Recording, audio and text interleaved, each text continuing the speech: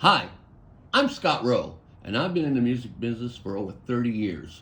And I've been called the founding father of copycat rock, which means you see all these tribute bands around, I started it. And I do have my original band, Red Drum, so be on the lookout for that. But right now, I'm going to be interviewing several musicians throughout the valley, as you'll see in a series of shows I like to call my casting couch. So, welcome to my casting couch.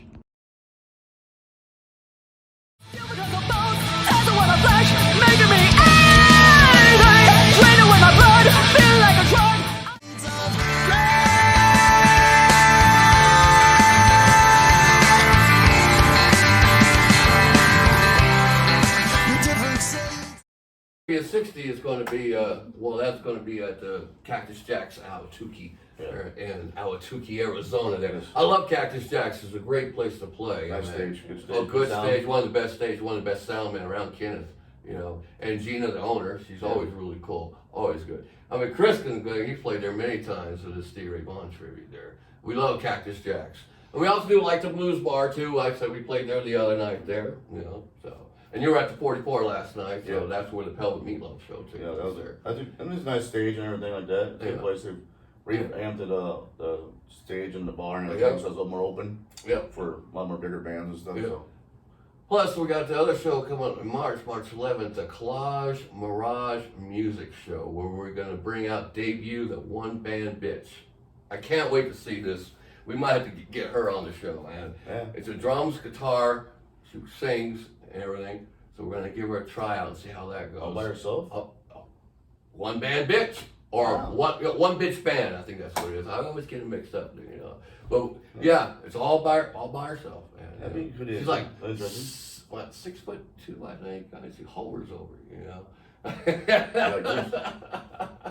Well, but she seems like she's got a little following, so hopefully, you know, I can't wait for March 11th because, like I said, I took a lot of just blues, metal, hard rock all one night, you know, and she's going to start it off, and then I do believe Crank Lab might be coming up on, and then we got Burnt Bridges, a very, very good, amazing band, Burnt Bridges, man. Dell, great singer, man. Okay. Every time he sings, man, I just want to do when he gets down, he gets in his James Brown mode, you know, he gets down, and I just want to get the cape and come out and just do this to him. I want to do that one night. I might do that at the timeout. I got a cape. I want to bring that out. I got to do that.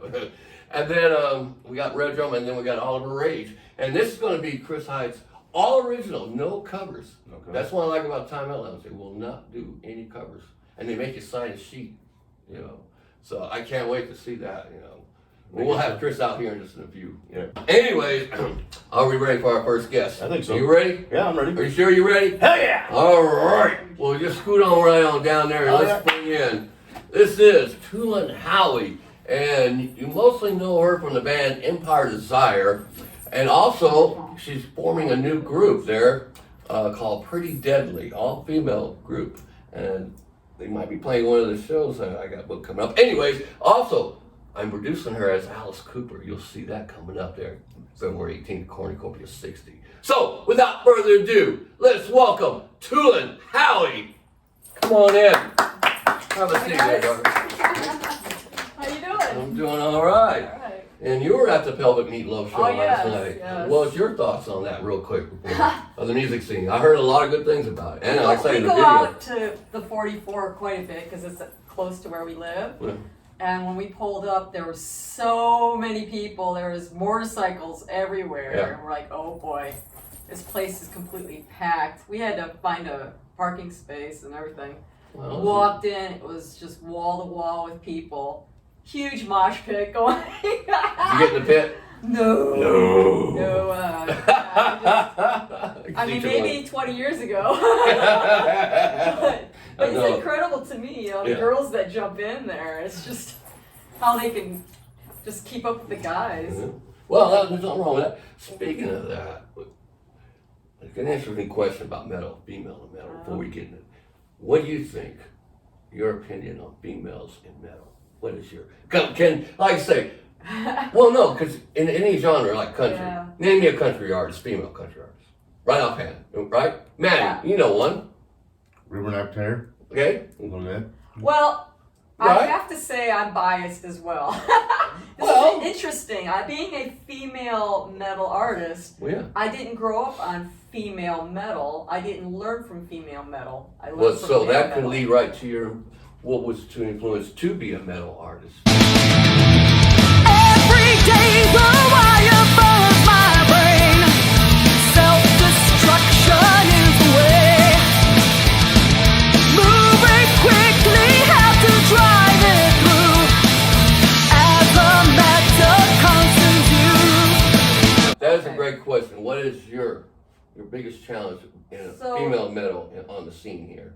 Let me say that I'm also Turkish, and my parents came from Turkey. So even more so, being in the Middle East and that religion also made women less than men. So when my mother came to the United States, she was a very strong Turkish woman with conviction. She became a doctor. So I even had more of that desire to not be put in a box being a woman. So so I think that drove me to be more after what guys would do. And I had 2 older brothers, you know. So when we would go, my oldest brother is a musician too, by the way. So he got me into music. And so when we would hang out as friends, I always would try to do the music or show the music or show what I could do that was a man's voice, like Bruce Dickinson from Iron Maiden, or... Is he a singer like you? Yes. Oh. And he does promotional work too. So, yeah. I never He's knew. been doing covers. Yeah, he's been doing covers. This is back in Ohio. Oh. Yeah. Okay. So I don't know. Sometimes women, nowadays, I think it's a lot easier than it was before. I think that women can be better. They're really great at music now. They're really writing some great stuff. I think it's becoming a little easier, and I think there is some crossover with the music and stuff. Yeah. But let me just say one thing is, when I went to school for modeling for like 1 or 2 years, you know, something I tried, and they were teaching us on how to introduce ourselves. And one of the things is how you shake someone's hand. And when I would shake your hand, for instance, see how you're shaking my hand? Yeah. Well, a lot of guys would shake my hand like this, and it would piss me off. And some guys would even try to kiss my hand. Yeah, I think that's... No. Yeah. No. You just go, hey. So with that being said, though, I know that there's styles of metal that are growling. Now, we'll look at Arch Enemy. That girl can growl. Killing it. Oh, yeah. She's killing it. But her style is growling, and I don't do that, you know. No. So I'm more melodic and that kind of thing. I think that a man's voice is very powerful, and so it falls into that kind of writing. So I think that there's still a lot to be said about the style of music playing a big part in why there isn't very many female musicians. Yeah. Well, you're being you, so so who did influence you? What made you want to be who you are? I mean, well, I'm old school. I had a turntable. Who did? Records. My brother, of course, being a musician, you know, I'd be inheriting his thing. So I inherited my first turntable from my brother, and to try it out, we put a record on there, and it was Triumph, you know, blinding light show. So we put the record on. Do you know who Triumph was at the time, or? Oh, no. Oh, this is all his records and stuff. Oh, okay. I mean, I knew. Yeah, I'm just. I've curious. listened to like the Beatles and everything. Yeah. But that was like, you put that on, and it was just magic. Something just opened up in my mind. Like, this is amazing. And from there, I started listening to more and more music, and you know, my parents weren't very happy with that at all. Well, yeah. And my brother was influencing me, you know, and got me a guitar, so I started playing guitar. I was hanging my microphone from the ceiling with light, and I had this little amp, and I'd carry my guitar around with me through high school and stuff. And of course, I met another female guitarist at school, you know, and we hooked up. So you really did? Yeah. Just wow. Yes, no, that's awesome. Yes, so. Keep going. Yeah. So I started to. I was really into like metaphysics and and all that, so that was a big part of the writing, and Black Sabbath and Judas Priest and all that, and anything that was pushing the envelope, and so Ozzy, Mr. Crowley, things like that. I was really into that mystery, and so I started writing a lot of lyrics that way, and just sometimes I would just write in a journal. I would just write my lyrics out, things and thoughts, and from there, I just kind of, I felt like music was more about a place that I could go, a safe place that I could go and be myself.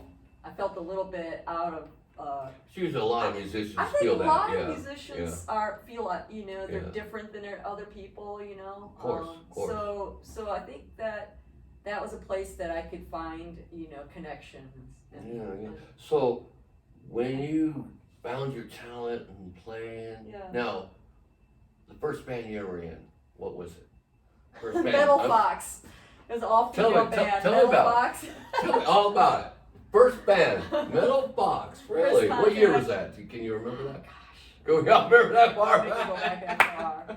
How old am I? Say, way back year is in that? 1980. It was the 80s. I think it was the 80s. Yeah. So it was before I met Ken, Oh, Yeah. we'll lead up to that. But tell me about that so- first band. What was your, you were excited for that first gig? We were playing in my friend's garage, That was your first gig? We learned or- AC/DC, and I don't think we really had any first gigs. We were just in a band, We never played any first gigs until I met Ken, So, but that was my first band.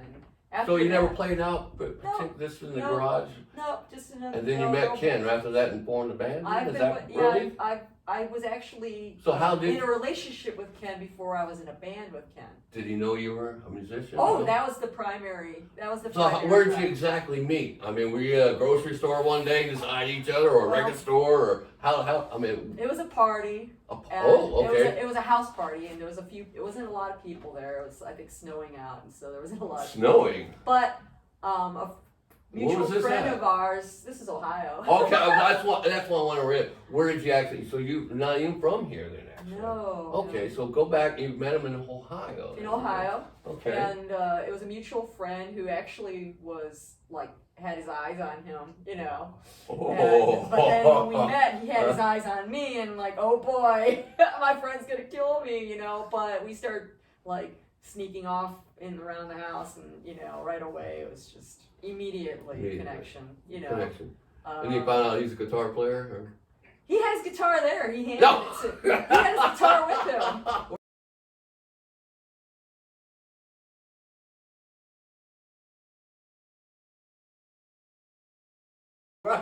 He handed it to me, and I started playing. I think it was Scorpions, and he just it was mine.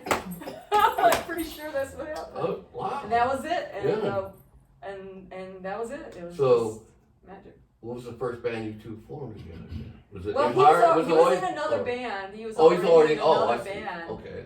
And it took a few years for us to start being in a band together. He was working on Really? being in a I think Okay. going back No, to yeah. being a female musician, Yeah. he could not see having a female singer. Interestingly enough. Oh. Oh.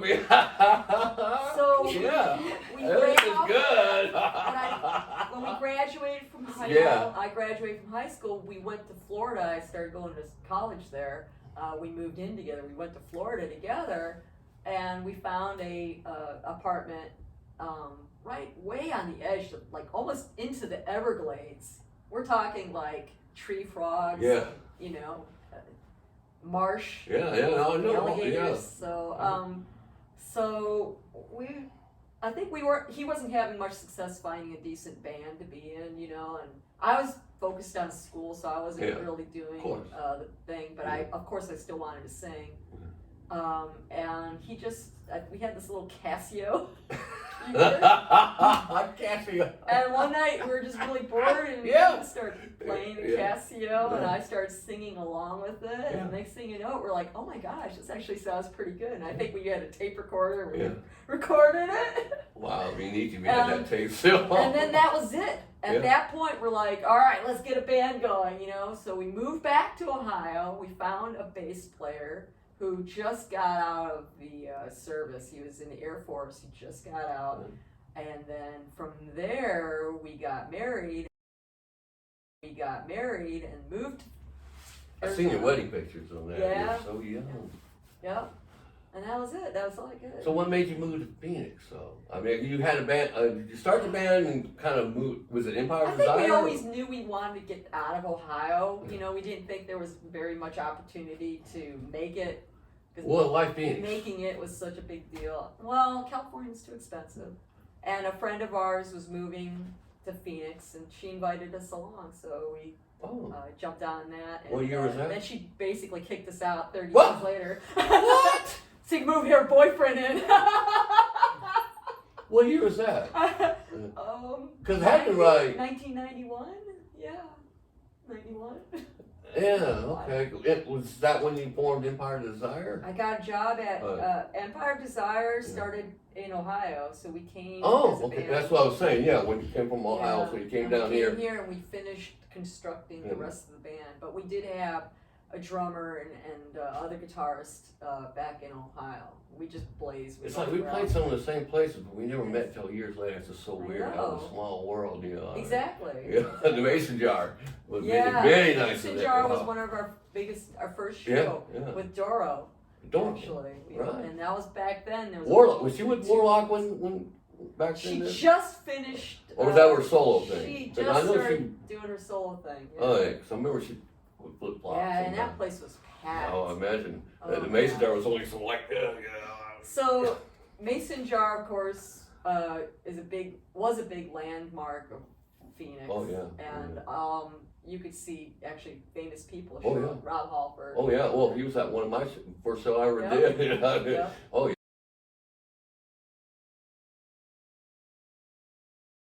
Here's a question I got.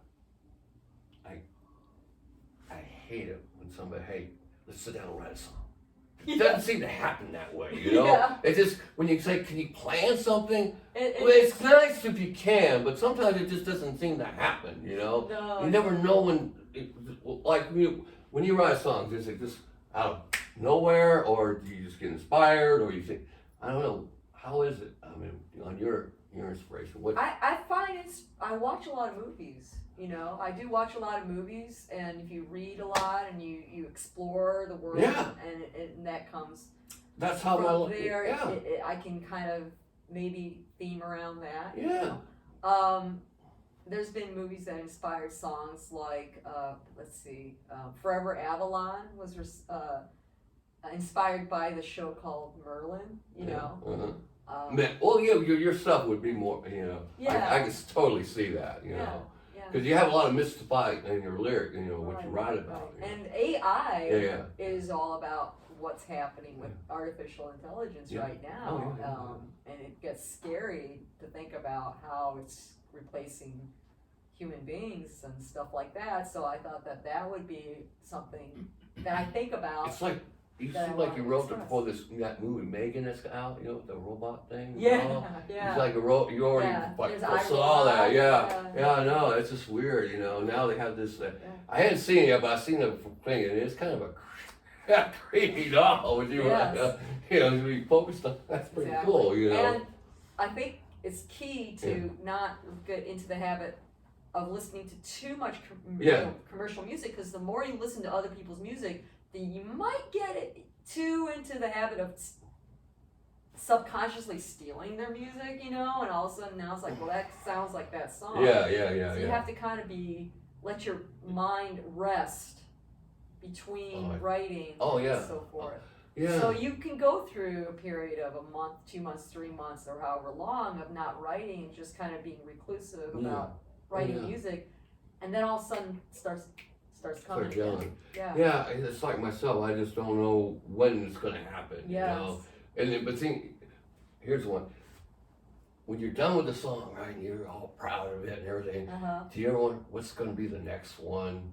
You always find yourself, what's the next song going to be? What am I going to write? Who we're going to? You go through that. Unfortunately, I have a perfectionist kind of procrastination problem. So I want things to be like I go from A to Z really too fast. So I think, okay, writing one song, well, let's write 12 and get a whole album, you know, and so then all of a sudden we're just like, just now you're slopping out music, you know, it's not that great, you know, so maybe it's not the best way to do things like that, but.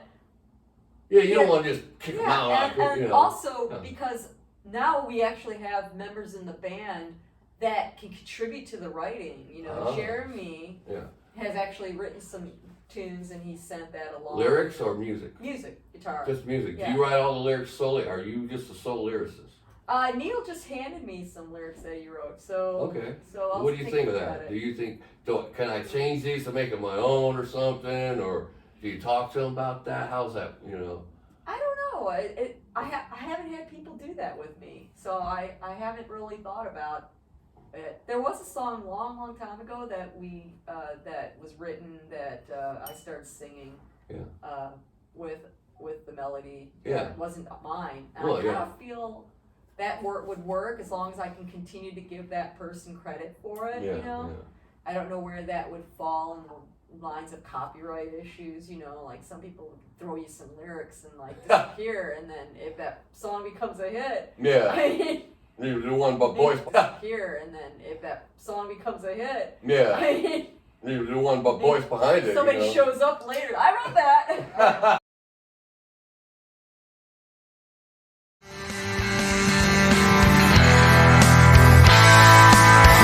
You treated me thoughtfully. The mask slipped off eventually. You crawled into my mind when you became so unkind. I gave it all. I say a Stevie Ray Vaughan tribute artist. Former. A former. Well, are you retiring yet? Because you hadn't done it in a bit, and I noticed you've been going to original music like I did with my Alice. I got rid of it, and I'm making her do it now. I've got many parallels, Scott. Do you think you can find somebody to play the role and you direct it, just like I'm doing with Tulin? No. Which is actually fun, but you know. But anyways, I like to see you're doing original stuff, man. That's great. You know. Well, you know, I always have, but talk to me. Well, my first question: what got you to play that fiddle? What made you want to be a guitar player? oh, that was definitely the Fab Four. A lot of people- John, Paul, George, and Ringo, Oh, baby. yeah. Well, I remember the cartoons when I was a kid in the 60s. Absolutely. Yeah. I had a pair of Beatle boots. They were my brother's, and they were like this big. But I was 6, but I wore them because they were Beatle boots. No, but I wish I had one. I wish I had one. The whole family was we were infected because my parents took us to see the Beatles in '65 in Houston. You saw the Beatles? Yeah. In Houston? I heard about Right down the road from where you were probably just growing up. Well, no, I didn't move to Houston until late '69. You know, but I was born in '63. So. But that really. When you were born, you saw the Beatles '65? Yeah. How old were you? I was 3, but So the you whole were born family in, went. Like '61 then, right? 62. 62. Do you remember that, Doc? The only thing I remember is because I was placed on the floor. Coming up in '65, being 3 years I old, didn't you have know, a she loved you, seat. yeah. I didn't have a seat, so then I sat at my mother's feet, and I remember her white patent leather shoe as I poured Coke on it. See, these are the things a 3-year-old remembers. And I remember the women screaming. That's all I remember is incessant screaming. Sam used to Coliseum, wasn't it? It had been, I think. It's Astrodome. Astrodome? Uh-huh. So I know they did the Sam Houston Coliseum though too. I remember seeing an advertisement. That might have been. When they came back later. 60, well, they did. Yeah, they did it. Yeah. So wow. Rolling Stones a couple years ago. So those were my Yeah. 2 first tops of my bucket list of artists. I wanted to see before I I died. saw the Stones once myself. I was amazed. I know, was wasn't just it? amazed. I saw them in '83. No, '82. I remember in West Berlin. They were old then, you know. I was going to the show expecting I was going to be disappointed and let down, and these guys got to be. Oh no. Yeah. I was so wrong. I was so wrong. He's still full of it. It was electric. The show was electric. That was There's like 350 cumulative years on stage up there, you know. Glendale, right? Yeah. Oh wow. Yeah. Isn't that that's where the Super Bowl's going? Yeah. So the Stones, how did that make you? Oh, it was great. It was just awesome.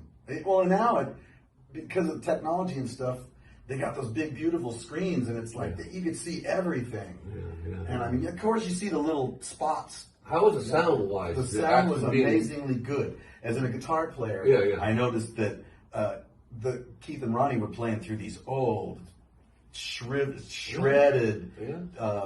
the Tweed amps, probably from the 50s, but they sounded great. I mean, they looked like Keith. Oh, man, I'll tell you what, performance. Both of them performed. So, the Beatles and the Stones, are you maybe one to be a guitar player? I mean, you were 3 years old at that point. That was a guitar thing, but you know, I think a lot like you. I was always rebellious, and I was always trying to go my own way, and I grew up in a little town in Montana. Where you at? Montana? Yeah, Livingston, Montana. Livingston. Gateway to Yellowstone Park. Wow. But it was there was very little music source. There was J.C. Penney. He had a record department, and that's where. But amazingly enough, how big is Livingston? What's the population? Back then, I think it was like 6,000 or 7,000. Well, that's a thriving metropolis. Yeah. But you know, there was very limited sources of music. We had one AM station that, you know, you heard. Yeah, that's what I was going to ask. Big band and, you know, really, really early, like, doo-wop stuff was their risque stuff that they played. Before FM really came in. I mean, it was before FM. Yeah. They didn't play much rock or anything or something like that? No, but I'll tell you what, the college station in Bozeman, just a 26 miles to the... Okay, there we go. West. That's what I wanted to... They had and it still do, the old school FM where each DJ brought in a stack of records. Yeah, of course, And you never know what you'd hear. You might hear Johnny Cash, and then you might hear The Clash. And then you might hear Bob Marley, and then you might hear of course. Screaming Jay Hawkins. It was great. It's still that, man. I was home a couple of years ago. It's still thriving. KGLT. So, what made you decide to be a guitar player? What made you, I want to be a guitar player? Or what made you go, okay, I'm picking this up and I'm going to learn how, who taught you? I got to tell you this. Self-taught or? I got to tell you this. 4th grade, Catholic school, Sister Jane Albert put up a flyer that said guitar lessons. So my buddy Eddie and I signed up, and there were like 13 of us in a row, you know. Wow. And it quickly whittled down. It quickly whittled down to just about 5 or 6 of us. But the big treat was we got good enough to where we could play Friday Mass. Oh. We got to play out. It's like the equivalent of leaving the garage. We're going to the big leagues. What would you play at Friday Mass? Oh, this I got it. You know, we were in at this phase in the church. Never mind. I'm sort of recovering Catholic. But I go to see no colors since that day. All I see are different shades of gray.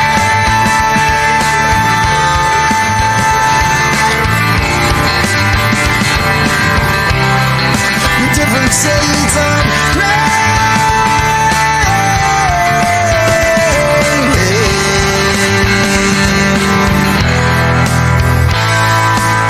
You treated me thoughtfully. The mask slipped off eventually. You crawled into my mind when you became so unkind. I gave up. Are we ready to do a song? Yes. I see you guys work something up for us there, right?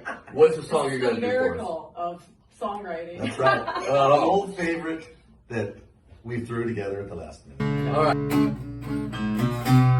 Did you have any bad dreams? Did you break any glass? Won't you be my companion? Is there even a chance?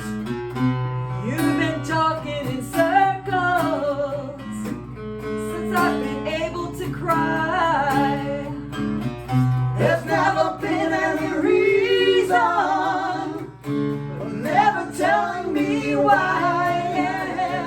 Save my life, I'm going down for the last time. Loving with the sweet love and better than a white lie.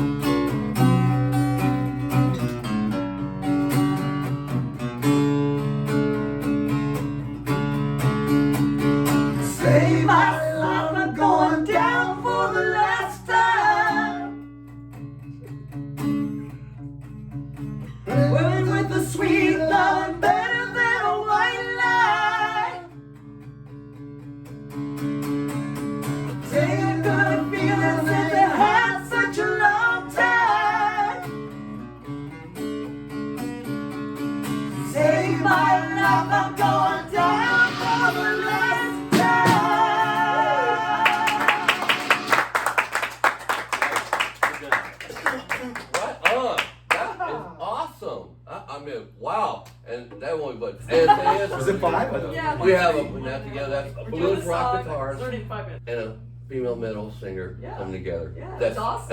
And our Phoenix music scene. That's the first right now. They're gonna people just see.